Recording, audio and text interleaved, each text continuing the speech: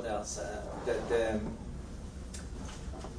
The brain is the beginning of the nervous system, and nervous system spreads all over the body. So the brain sends messages to the rest of the body, picks up information, sends messages using the nervous system. But that's not the only way to communicate. I emphasized that there's also the endocrine system, which is all those glands, which are not only in the brain, they're also spread around the body, and they emit hormones, chemicals that travel through the body. That's another way to communicate with the body.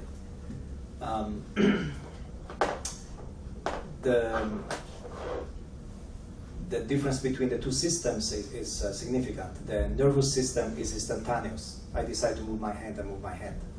I touch something, I hit something, it hurts. There's an immediate reaction.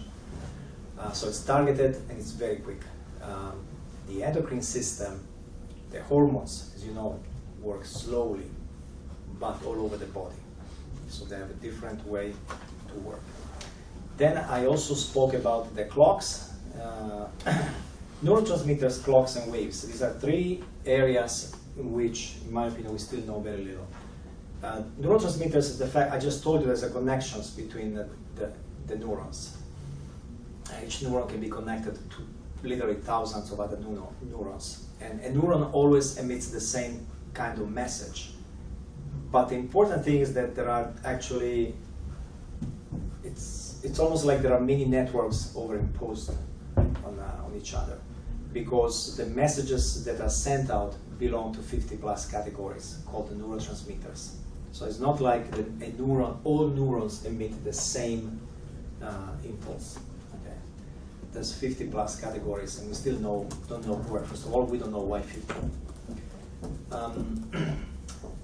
So neurotransmitters. Then the discussion on the way. So it's literally like you have 50 different networks in the brain. And then the discussion of the waves. There's brain waves that's been known since they put electrodes on people. Now there's 6 that are recognized, named after the Greek alphabet, alpha, beta, gamma, and so on. And that's an area where we don't know much. We know some animals tend to be in theta all the time. We know what you use most when you are asleep or awake, and we'll see some of this tonight. And then there's the last 2 that have been discovered are the most mysterious. There's 40 hertz thing that will come back when we discuss theories of consciousness. What these waves really mean is that neurons are somehow synchronized. They are working synchronized. Imagine workers in a factory. They're all somehow hammering or punching or whatever at the same time, and yeah, with different frequencies. And so one theory is that actually it could be that the brain integrates information not in space but in time. That there isn't a physical place where all the input get integrated. It happens in time. All the neurons that are dancing are actually creating the unitary field. So what was the other one? Oh, clocks. Yeah. Then the other thing that we know well, but we don't know why, is that the body has so many clocks, not only the brain.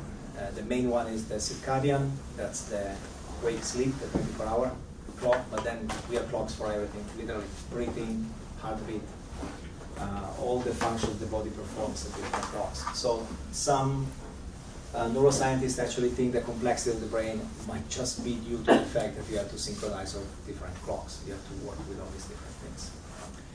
Okay, so there's more than just the story of the neural data connections. That's the thing. And I think I mentioned that now is in 2015, we're beginning to look also inside the neuron, and the neuron is not as simple as it appeared. Originally, we thought the neuron is just a 0-1 switch. So those were the main things. I mean, definitely the brain senses the body, and the brain controls the body. But the way it does it is still pretty much a mystery, and pretty much every decade has brought a new perspective on new things. So when you hear people talking about neural networks in computer science, that's a wild approximation of what really goes on in the brain. And then I think I discussed briefly what used to be the classic story about the brain, the structure of the brain, the various regions and so forth. And that's obviously very important if you are a real neuroscientist, because you have to know which one is the frontal lobe and which one is the amygdala.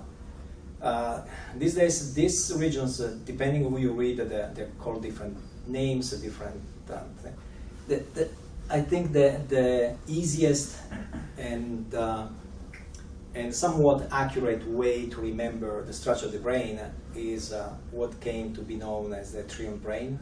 The brain has 3 regions that more or less correspond to evolutionary time.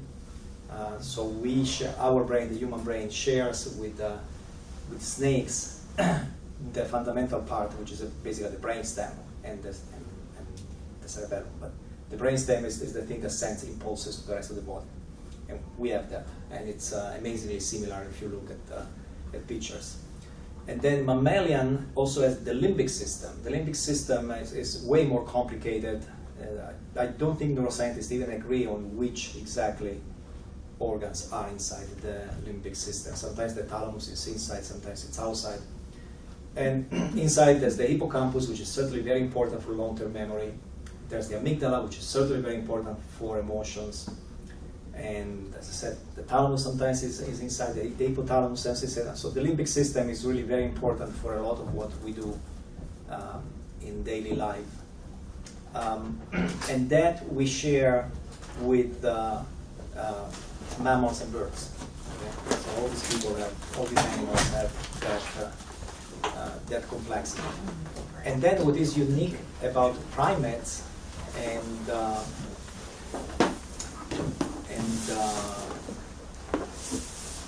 it's not only human, it's just about all primates, is the cortex, the outside part of the brain, which if you just look at the structure of the brain, it feels like it's the least attractive, the least different, but actually that must give us some advantage over the rest of